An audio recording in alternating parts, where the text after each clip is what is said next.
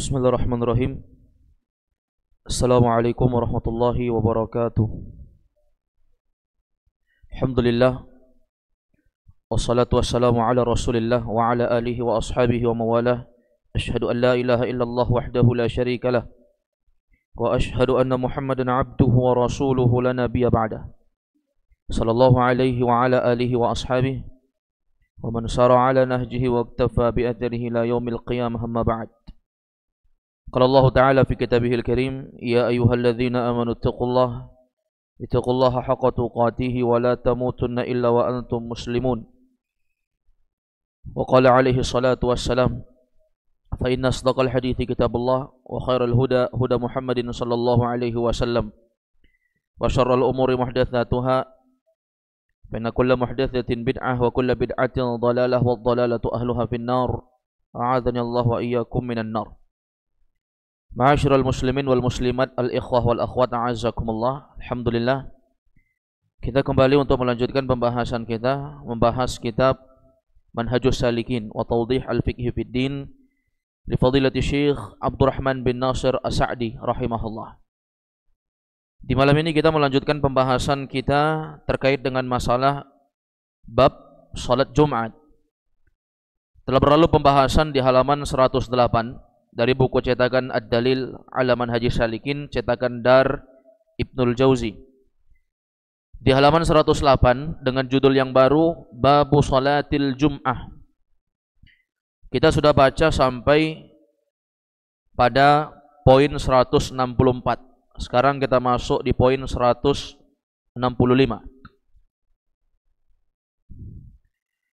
Syekh Abdurrahman bin Nasir As-Sa'di rahimahullah di poin 165 beliau mengatakan, wa yustahabbu ay yakhtuba ala mimbar, dan disunnahkan ay yakhtuba ala mimbar, untuk berkhutbah di atas mimbar, untuk berkhutbah di atas mimbar. Artinya orang yang berkhutbah itu dia dianjurkan untuk berdiri di atas mimbar. Nah, ini sesuatu yang diamalkan oleh Nabi. Demikian pula para sahabat. Dan inilah yang berjalan di tengah-tengah para ulama dan di tengah kaum muslimin. Ada sebab mengapa orang yang berbicara tentang ilmu agama itu dianjurkan untuk berada di tempat yang lebih tinggi. Karena di sana ada bentuk pengagungan terhadap ilmu yang disampaikan. Kemudian untuk membuat sesuatu yang dijelaskan itu bisa lebih jelas, yang menyampaikan berada di tempat yang tinggi, maka orang yang mendengarkan akan mendapatkan sesuatu yang lebih jelas tatkala orang yang menyampaikan itu berada di tempat yang tinggi. Sebagaimana disebutkan dalam hadis Jabir bin Abdullah, diriwayatkan oleh Imam Al-Bukhari dan Imam Muslim. Ini dalil menunjukkan bahwa Nabi itu khutbah berada di tempat yang lebih tinggi. Supaya kita tidak salah paham kenapa orang yang berkhutbah itu berada di atas. Karena ada sebagian orang yang beranggapan bahwa jika berada di atas atau berada di tempat yang lebih tinggi, itu menunjukkan sebuah sikap yang kurang santun, kurang sopan. Apalagi yang berbicara di atas itu orang yang usianya muda, sementara yang berada di bawah itu orang yang usianya lebih tua. Maka ma'asyiral muslimin wal muslimat, a'azakumullah, disebutkan dalam hadis Jabir bin Abdullah, riwayat Bukhari Muslim. Kata Jabir bin Abdullah radhiyallahu anhu, ya, radhiyallahu anhuma, apa kata beliau? Kana jiz'un yaqumu ilaihi nabi sallallahu alaihi wasallam. Dulu Rasulullah itu kalau beliau berkhutbah, kata Jabir, beliau berdiri di atas jiz'un, di atas sebatang pohon kurma. Zaman dulu sebelum ada mimbarnya Nabi, Nabi itu naik di batang kurma supaya kelihatan lebih tinggi kalau khutbah. Falamma wada'a lahul mimbar, saat dibuatkan untuk Nabi mimbar, dibuatkan untuk Nabi itu mimbar. Mimbar artinya tempat yang bisa menjadikan seorang khatib itu berada di atas ketinggian. Ya. Ketika dibuatkan untuk Nabi itu mimbar, sami'na lil jiz'i mithlu aswatil ishar. Kata Jabir bin Abdullah, maka kami mendengar pelepah kurma atau batang kurma yang biasa dinaiki oleh Nabi itu menangis. Ya. Sampai mengeluarkan teriakan seperti teriakan unta yang sedang bunting, yang sedang hamil. Kayak ada suara tangisan karena Nabi tidak pakai lagi batang kurma itu untuk berkhutbah karena sudah dibuatkan mimbar yang baru. Hatta nazalan Nabi sallallahu alaihi wasallam. Sampai akhirnya Nabi sallallahu alaihi wasallam turun Nabi dari mimbarnya, fa wada'a yadahu alaihi, dan beliau mengusapkan tangannya di atas pelepah kurma itu. Ini kan dalil bahwa Nabi sallallahu alaihi wasallam itu khutbah berada di atas tempat yang lebih tinggi. Awalnya pakai batang kurma, tapi karena dibuatkan mimbar, maka beliau SAW pakai mimbar. Dan mimbar Nabi SAW itu ya terdiri dari 3 anak tangga. Di anak tangga yang ketiga, di situ beliau duduk, dan di anak tangga yang kedua, disitulah beliau berdiri. Jadi satu tangga dinaiki, kemudian di tangga yang kedua, di situ beliau berdiri, dan di tangga yang ketiga, disitulah beliau duduk. 3 anak tangga saja. Tapi ini bukan sebuah kewajiban harus seperti itu. Kalau tidak seperti itu maka tidak sah. Ala kulli hal, ya, seorang berdiri di atas mimbar itu pun hukumnya sunnah. Kalau memang tak didapati sama sekali sesuatu yang bisa dijadikan tempat yang lebih tinggi, tidak masalah khatib itu untuk dia berdiri di atas dataran yang sejajar dengan para jamaahnya, tidak masalah. Tapi yustahab, dianjurkan untuk dia berada di tempat yang lebih tinggi. Ini ma'asyiral muslimin wal muslimat a'azzakumullah. Baik, kemudian di poin berikutnya, di poin ke 166, halaman 110, yang pakai buku cetakan Ad-Dalil Alaman Haji Salikin.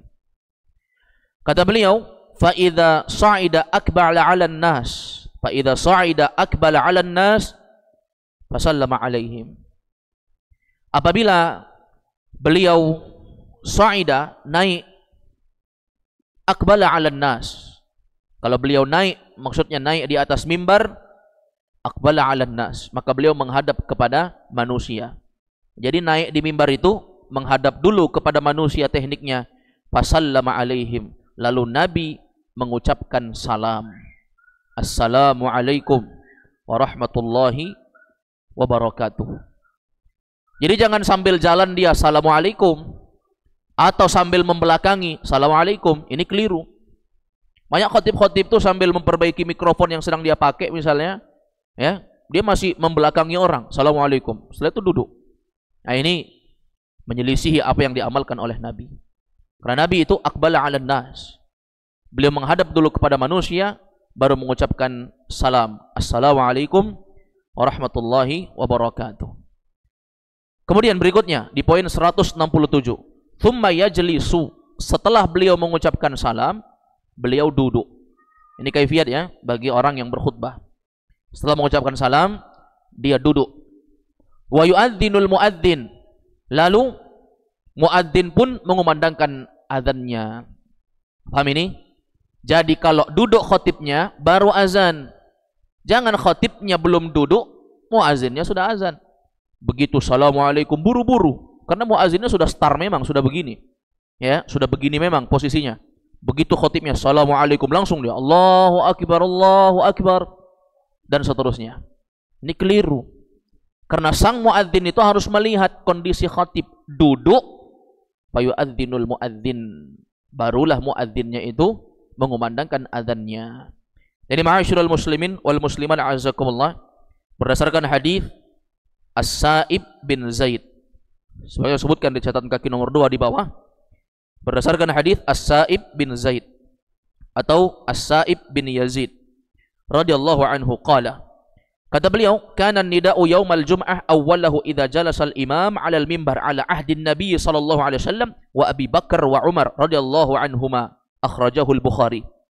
Dalam Sahih Al-Bukhari ini, kata Sa'ib bin Yazid, adalah dulu di zaman Nabi sallallahu alaihi wasallam azan Jumat itu dikumandangkan ya idza jalasal imam 'alal mimbar. Kalau imamnya itu sudah duduk di atas mimbar. Kalau belum duduk berarti tidak adzan. Ya. Kalau belum duduk belum adzan. Nanti duduk baru adzan. Assalamualaikum warahmatullahi wabarakatuh. Muadzin tunggu dulu sampai betul-betul duduk. Dan itu terjadi di zaman Nabi. Bahkan sepeninggal Nabi, Abu Bakar yang menjadi khatib. Kemudian di zaman setelah itu Umar menjadi khatib. Itulah yang diamalkan. Jadi itu adzan ya dilakukan setelah muadzin itu setelah khatibnya duduk. Nah, ini yang perlu dipahami. Kemudian berikutnya kata beliau di poin ke-188. Ini penting sekali ya untuk kita ketahui. Apalagi orang-orang yang memang banyak terjun di masyarakat untuk khutbah Jumat. Kata beliau di 168. Beliau mengatakan rahimahullah, "Tsumma yaqumu fayakhtubu." Kemudian dia berdiri setelah adzan ya, la ilaha illallah, dia baca, Allahumma rabb hadhihi da'wati tammah wa salatil qa'imah ati Muhammadanil wasilata wal fadilah wa ba'athhu maqaman mahmudah alladzi wa'adta. Setelah itu dia berdiri. Ya. Untuk apa? Yaqumu wa yakhtub, berdiri dan berkhutbah, berceramah, menyampaikan sesuatu yang bisa menjadikan zikir, menjadi tadzkir, peringatan untuk segenap manusia. Kemudian thumma yajlis, setelah itu duduk, setelah ceramah ya dengan menyampaikan peringatan-peringatan, duduk. Thumma yakhtubul khutbata tsaniyah, setelah itu berkhutbah lagi dengan khutbah yang kedua. Khutbah yang kedua itu tidak pakai adzan lagi, hanya satu kali adzan saja ya, dan tidak ada aba-aba untuk memulai khutbah kedua sebagaimana telah kita jelaskan terkait dengan masalah ini. Tidak perlu ada Bilal ya yang ditunjuk oleh pengurus masjid untuk bersolawat antara khutbah pertama dengan khutbah kedua. Sebelum khatib berceramah di khutbah kedua, ada Bilal yang meneriakkan agar seluruh kaum muslimin bersolawat. Ini tidak perlu, karena tidak ada contoh yang sama sekali dari Nabi SAW. Tidak dicontohkan juga oleh sejumlah para sahabat seluruhnya, dan tidak diamalkan sama sekali oleh para ulama yang berpegang teguh dengan sunnah.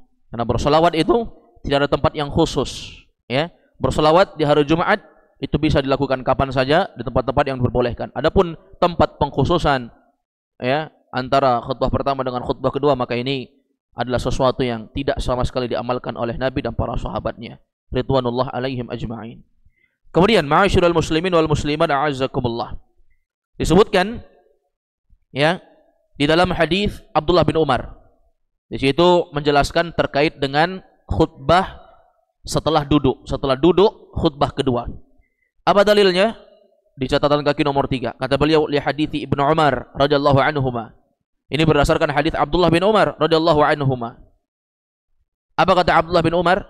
Kana Rasulullah, dulu Rasulullah SAW yakhtubu yaumal jum'ah qa'iman. Beliau berkhutbah di hari Jumat itu qa'iman, dalam kondisi berdiri. Kondisi berdiri. Tsumma yajlis, setelah itu beliau duduk. Setelah itu beliau duduk. Tsumma yaqum, setelah itu berdiri lagi. Qala kama yaf'aluna al-yawm, dan itu dilakukan sebagaimana yang dilakukan oleh orang-orang yang ada di hari ini, kata Abdullah bin Umar. Jadi Abdullah bin Umar itu kan masanya saat Nabi menjadi seorang Nabi Rasul, beliau masih anak-anak, masih kecil. Sampai beliau meninggal, Rasulullah meninggal, Abdullah bin Umar menceritakan kepada para sahabat bahwa Nabi khutbah berdiri, kemudian duduk, kemudian berdiri lagi, sebagaimana yang kalian lihat pada keadaan yang hari ini. Keadaan hari ini yang kalian lihat, begitulah Nabi khutbah 2 kali. Jadi itu amalan Nabi, bukan dibuat-buat. Amalan Nabi SAW. Kemudian di poin ke-171, tsumma tuqamus shalah, setelah itu ditegakkanlah salat.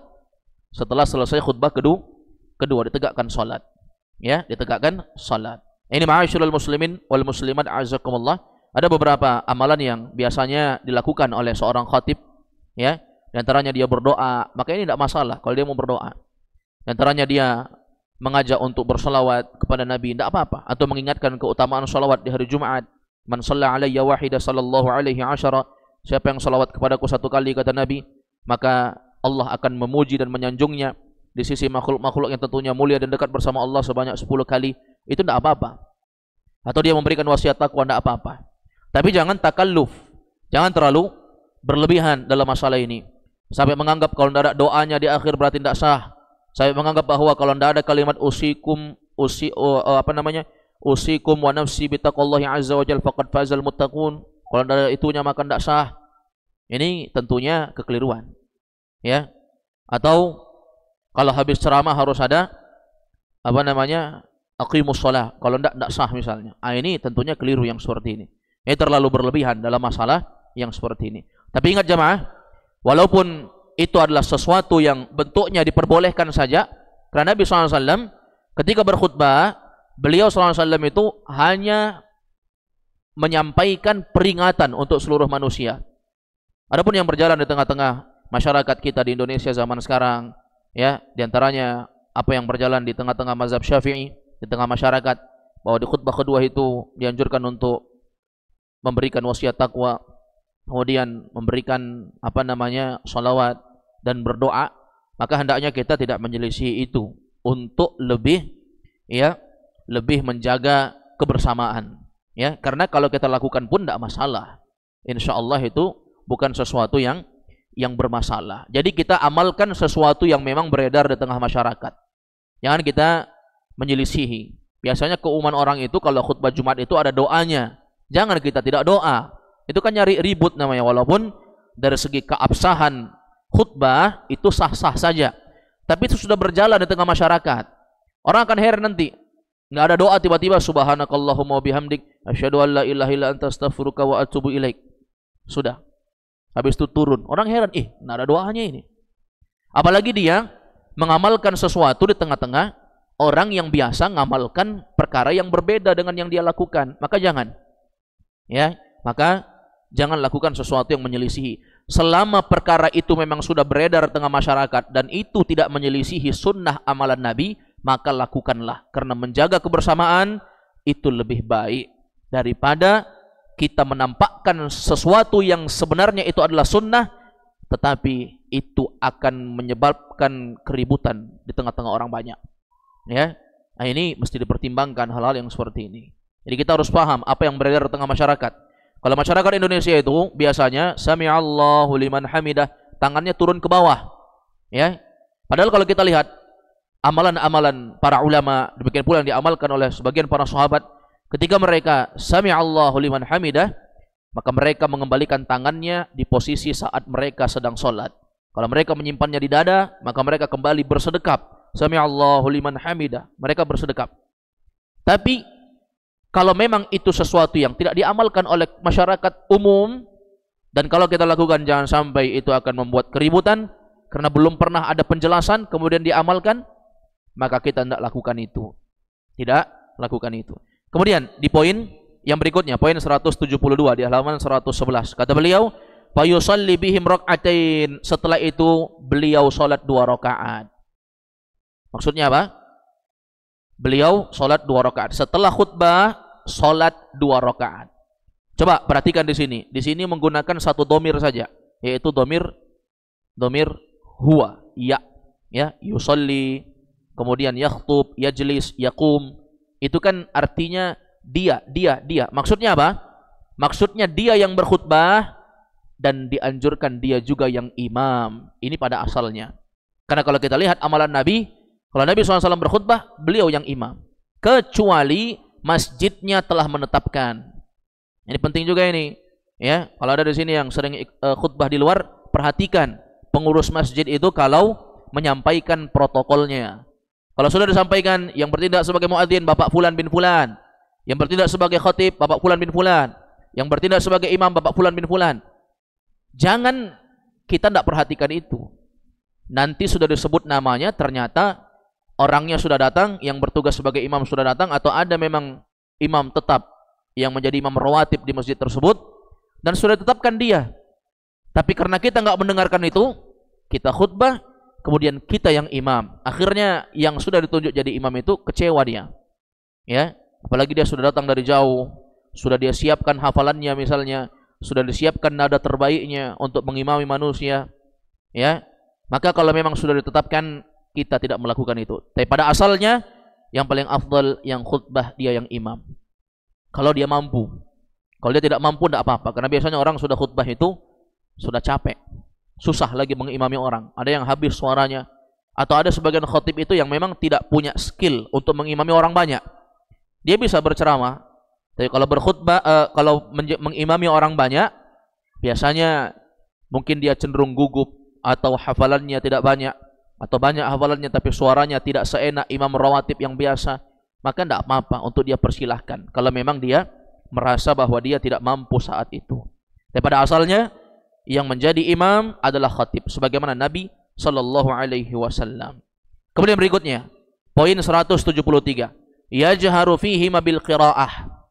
Ya, dia mengeraskan suaranya di 2 rakaat yang dia laksanakan itu. Dia keraskan suaranya. Seperti salat yang dijaharkan. Dia tidak mensirkan suaranya. Karena anggapan dia mungkin ini adalah seperti salat zuhur di siang hari, masa dikeraskan? Enggak. Tapi ada salat-salat yang memang Allah SWT memerintahkan nabinya untuk mengeraskan suara, seperti salat Jumat. Demikian pula salat al-Aidain, salat Aidain, salat 2 hari raya. Demikian pula salatul istisqa, salat minta hujan, salatul kusuf, salat gerhana. Nah, ini semuanya dikeraskan. Salat-salat yang seperti ini. Baik, jadi ini dikeraskan, imamnya mengeraskan. Dan mengeraskan di sini, mengeraskan sebagaimana salat-salat yang lainnya yang dikeraskan. Sama seperti salat maghrib yang dikeraskan, isya yang dikeraskan, subuh yang dikeraskan. Seperti itu. Nah, ini ma'asyiral muslimin wal muslimat a'azzakumullah. Kemudian di poin berikutnya, yaitu di poin ke 174. Kata beliau, yaqra'u fil ula bisabbih wa fis saniyati bil ghasyiyah. Dan Rasulullah SAW itu beliau membaca di rakaat pertama membaca sabbihisma rabbikal a'la. Rakaat kedua beliau membaca hal ataka hadisul ghasyiyah.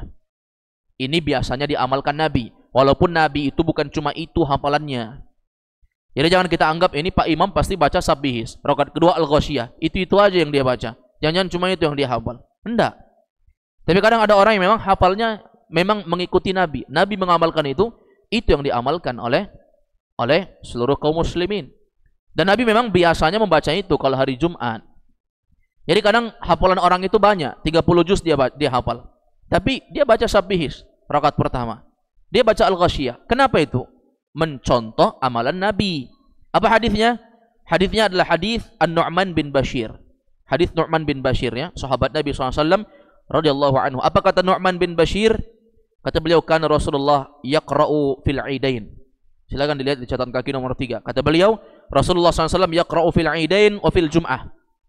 Dulu Nabi biasanya kalau beliau salat 2 hari raya atau salat Jumat, ya, maka beliau membaca sabbihisma rabbikal a'la di rakaat pertama, wa hal ataka hadithul ghasyiyah, dan juga surat al-ghasyiyah di rakaat kedua. Ini hadis di dalam Sahih Muslim nomor 878. Ya, itu diamalkan Nabi. Bukan berarti harus seperti itu, tapi ini bentuknya yustahabbu, ya, perkara yang mustahab, disunnahkan, dianjurkan. Andai kata dia mau pakai surah lain, maka tidak apa-apa.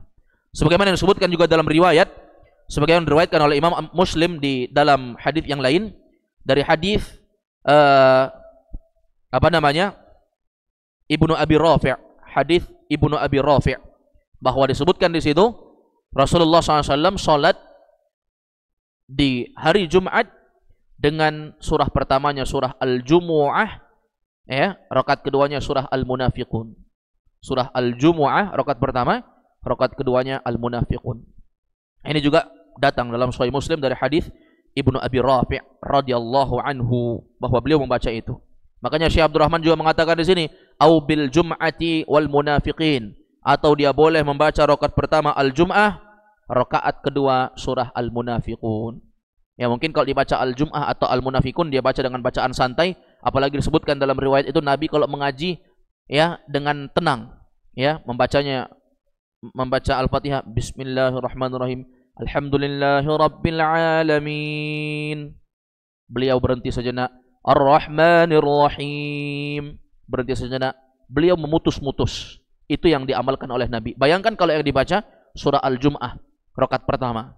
Nah, itu totalnya adalah sesuatu yang banyak, satu halaman lebih. Kemudian ditambah lagi dengan surah Al-Munafikun yang totalnya juga satu halaman lebih, hampir satu halaman setengah. Ini tentu memakan waktu yang banyak.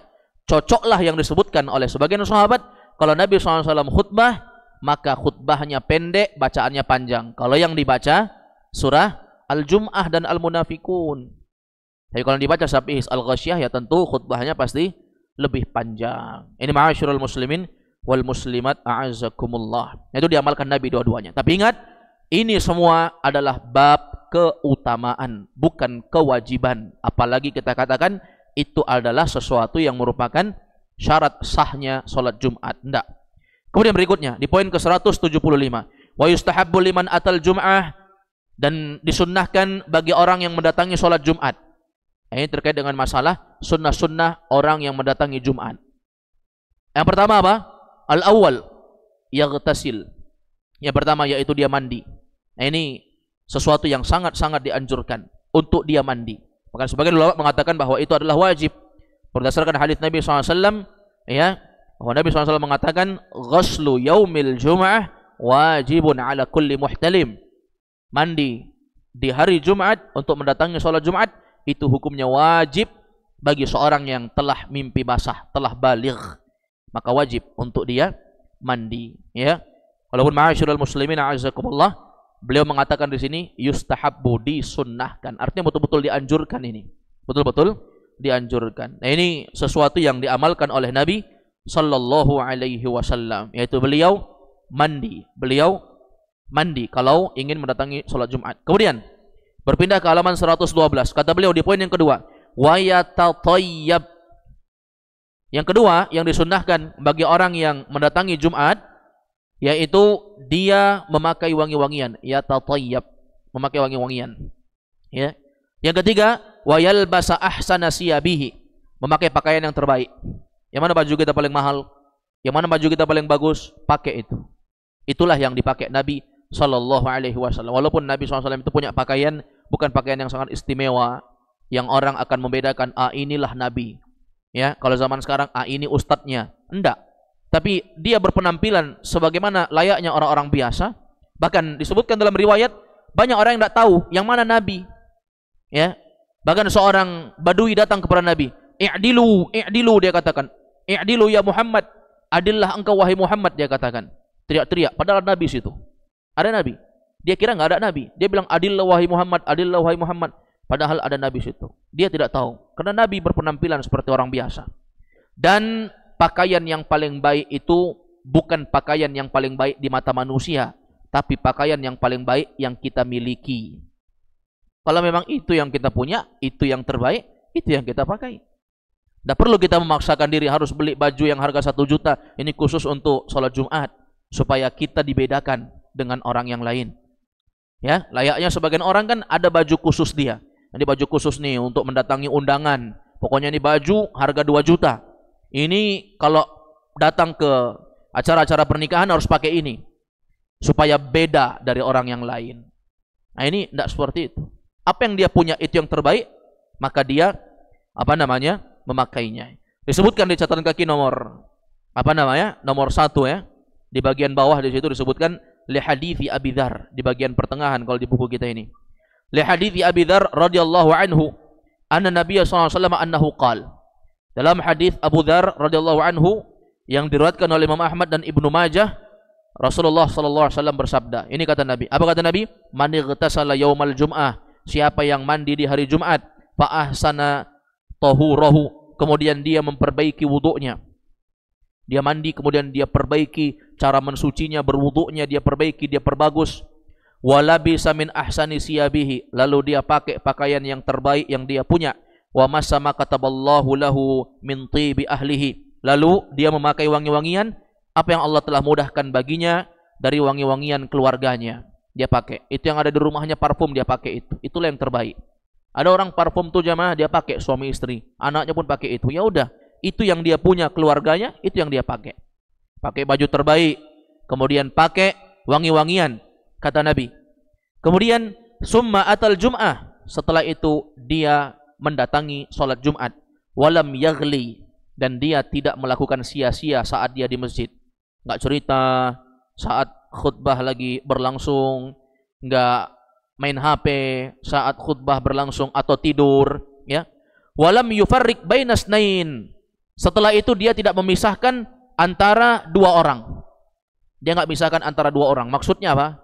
Dia nggak memisahkan antara dua orang yang sudah berkumpul. Ada jamaah sudah baris, dia pisahkan, pinggir. Ini sop pertama, saya ketua masjid, pinggir kalian, sini saya. Ini tidak boleh. Makanya di dalam etika mendatangi Jumat itu, yang paling depan dia mengisi sop-sop yang kosong. Jangan yang belakang maju, sudah full, tapi ada kosong-kosong di depan. Dia langkah-langkahi kepalanya orang semuanya untuk masuk situ. Tidak. Yang kosong isi. Itu etikanya dalam Jumat. Kalau zaman sekarang kan ada kosong sop-sop depan, baru datang dia dari belakang. Kadang ngejar sop pertama, dia langkahi semua kepalanya orang. Ini sesuatu yang diingatkan oleh Nabi. Kata Nabi SAW, walam yufarriq bainatsnain. Jangan dipisahkan antara dua orang. Maksudnya jamaah yang sudah kumpul-kumpul situ, jangan kita nyelonong masuk di situ. Hendaknya yang di depan maju, nanti yang belakang maju. Ya, jadi terus seperti itu, sehingga etika dalam mendatangi Jumat itu sesuatu yang diperhatikan. Tidaklah dia melakukan itu, kata Nabi, ghufira lahu bainahu wa bainal jum'atil ukhra, kecuali antara Jumat yang ini dengan Jumat yang berikutnya, dosa-dosa dia di antara itu diampuni oleh Allah. Coba lihat di situ. Ada keutamaan pakai pakaian terbaik, mandi dan pakai parfum. Ini di antara adab-adab yang beliau sebutkan. Kemudian di poin yang ketiga atau di poin yang keempat, kata beliau, wa yubakkira ilaiha, dan hendaknya seorang yang mendatangi Jumat itu dia mendatangi dengan bersegera. Disebutkan kalimatnya wa yubakkir. Orang Arab itu menyebutkan bakkara yubakkiru, itu artinya segera, berpagi-pagi. Segera datang. Ya, segera datang. Apalagi dia berada di tanah haram. Ya, di tanah haram itu banyak kondisi yang buat kita sering cepat ke masjid karena perjalanan ke sana yang pertama jauh. Walaupun hotel kita di depan Masjidil Haram, tapi pelatarannya itu jauh. Yang kedua, bisa jadi nggak dapat tempat karena manusia berbondong-bondong untuk datang. Mungkin kita dapat tempat tapi di jalanan yang tidak ada penutup sehingga terkena panas misalnya. Nggak akan dapat masuk di dalam masjid. Ya. Tapi ini sesuatu yang mestinya kita lakukan. Walaupun tidak di Masjidil Haram. Cepat datang. Dan tidak mesti pagi-pagi sekali ya. Tapi dia berusaha untuk cepat datang. Sampai masjid ngapain? Salat tahiyatul masjid. Kemudian duduk. Kemudian membaca Al-Quran. Membaca surah Al-Kahfi misalnya. Dengan keutamaan hadis yang datang dari Rasulullah SAW. Kemudian dia membaca buku yang bermanfaat misalnya. Atau membaca tafsir Al-Quran yang bermanfaat untuk dia. Sampai menunggu khatib itu datang. Dia isi waktu-waktunya. Dan dia komitmen di situ. Pokoknya saya datang ke masjid itu jam 10. Pokoknya jam 10 saya datang. Sudah sampai di masjid. Komitmen. Walaupun dia tidak punya amal banyak. Tapi komitmen hanya di hari Jumat saja. Dan itu sesuatu yang sangat luar biasa. Ya, berpagi-pagi bersegera untuk datang. Ya, ini ma'asyiral muslimin wal muslimat a'azzakumullah. Kemudian disebutkan oleh beliau di poin ke-176 di halaman ke-113. Kata beliau, wa fis sahihain idza qulta li sahibika ansit yaumal jum'ah wal imamu yakhtub faqad laghauta. Dan di dalam Sahih Bukhari dan Sahih Muslim kata beliau, ya, Rasulullah bersabda, idza qulta li sahibika, apabila engkau sebagai orang yang mendengarkan khutbah, engkau berkata kepada orang di sampingmu, ansit yaumal jum'ah, diamlah saat engkau sedang mendengarkan khutbah Jumat. Engkau cuma bilang, diamlah, kenapa kamu ribut? Atau ada anak-anak dia teriaki, diam, dia bilang. Padahal khatib lagi khutbah, wal imamu yakhtub, khatib sedang ceramah, faqad laghauta, sungguh dia telah berbuat amalan yang sia-sia. Ya, dia apakah sah Jumatnya? Sah. Tapi kita tak tahu bagaimana kadar pahalanya di sisi Allah. Intinya keutamaan-keutamaan yang disebutkan tadi itu, diampuni dosanya, itu kan kalau dia tidak melakukan hal yang sia-sia. Tapi Nabi mengatakan faqad laghauta, engkau telah melakukan hal yang sia-sia. Ya. Sebagian ulama mengatakan bahwa Jumatnya betul-betul merugi saat itu. Jumatnya betul-betul merugi karena dia telah melakukan amalan yang sia-sia. Walaupun dia mengatakan diam, nyuruh orang diam, tapi itu tidak boleh. Itu tidak boleh. Demikian pula kalau kita suruh orang majulah, ada kosong di depan, maju misalnya. Nah, ini juga tidak boleh. Atau kita suruh anak-anak, anak-anak belakang. Nah, ini juga sama. Jadi bagaimana caranya? Caranya kita boleh berbicara saat khatib sedang tidak berkhutbah. Misalnya sebelum sholat, ingatkan memang. Protokol sampaikan sebelum khatib ceramah, sampaikan. Anak-anak tidak boleh ada yang maju. Kalau maju, tunggu saja. Habis sholat Jumat, panitia masjid akan berikan hukuman. Anak-anak akan takut, tidak maju ke depan dia.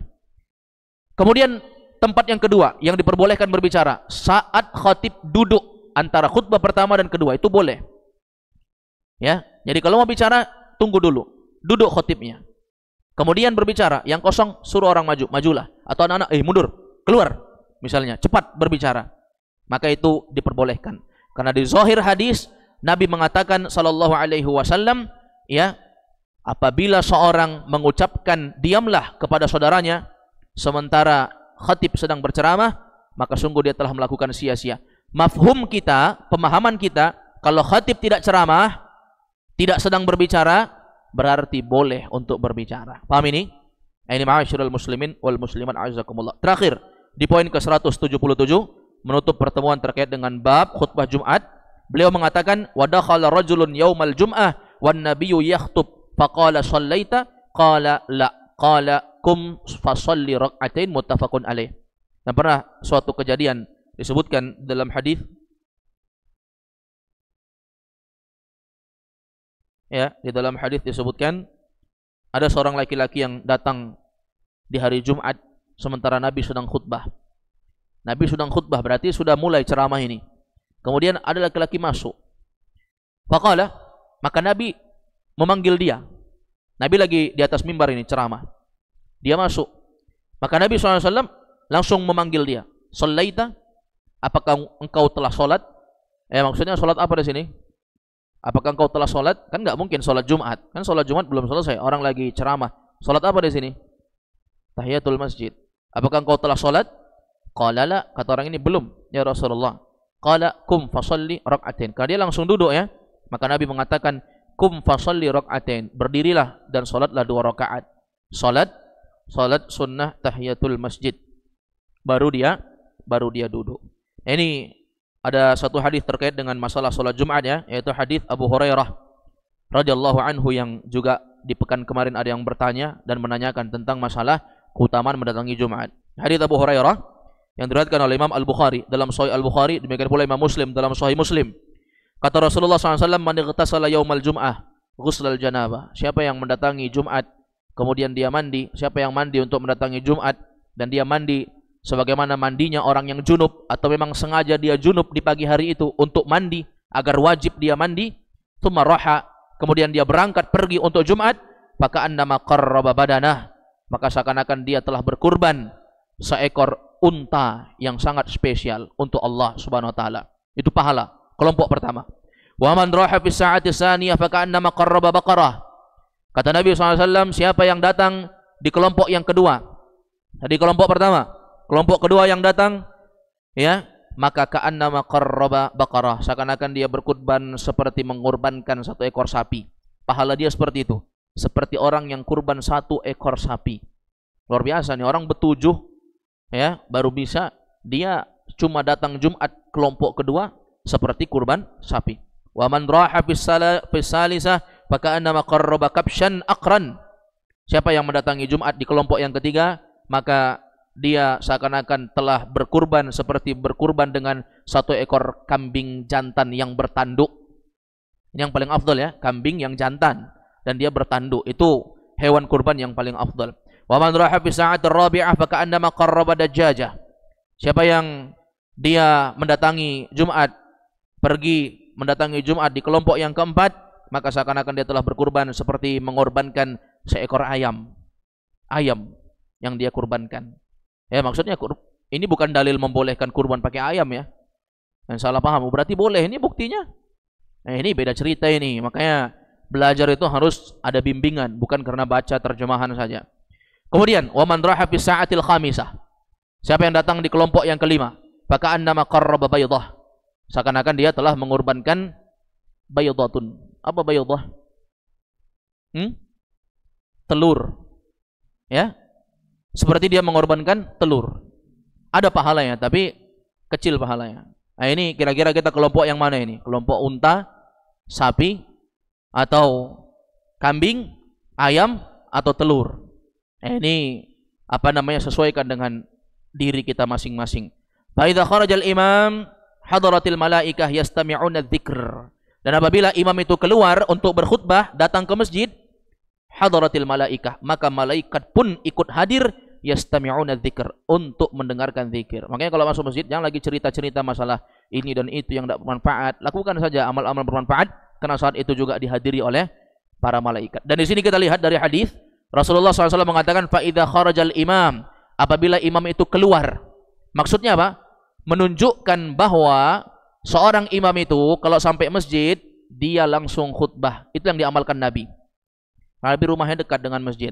Jadi kalau beliau keluar dari rumahnya, beliau memang datang di bagian terakhir, orang sudah ngumpul semuanya, maka beliau datang dan tidak ada sholat tahiyatul masjid, tidak ada sholat apapun, tidak duduk walaupun sejenak, beliau jalan dari rumah langsung naik di atas mimbar. Inilah yang paling afdal kalau memang bisa ditempuh. Tapi jangan coba-coba kalau kita khutbah Jumat, datang ke masjid orang sok-sok mau terlambat ya, sok-sok mau niru Nabi. Nah, kita datang dekat-dekat aja nanti, supaya kalau masuk langsung. Masalahnya pengurus masjid nanti yang apa? Yang khawatir, mana khatibnya ini? Mana penceramahnya ini? Ya. Kadang-kadang ada sebagian masjid itu ya, memang tidak punya naib, tidak punya penceramah pengganti. Ini yang repot.